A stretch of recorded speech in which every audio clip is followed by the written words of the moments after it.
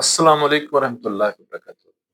अगर आपकी कमर में दर्द रहता है, आप चलते फिरते हैं, कमर में बहुत ज़्यादा दर्द रहता है, कमर की निचले हिस्से में बहुत ज़्यादा दर्द रहता है, आप नरम बिस्तर पर नहीं सो सकते, आप मैट्रेस पर नहीं सो सकते, आप चारपाई पर नहीं सो सकते, आप हार्ड बेड इस्तेमाल करते हैं या आप फर्श पर सोते हैं या आप हार्ड बेड इस्तेमाल करते हैं तो आपको सुकून रहता है, आप नरम बिस्तर पर नहीं सो सकते।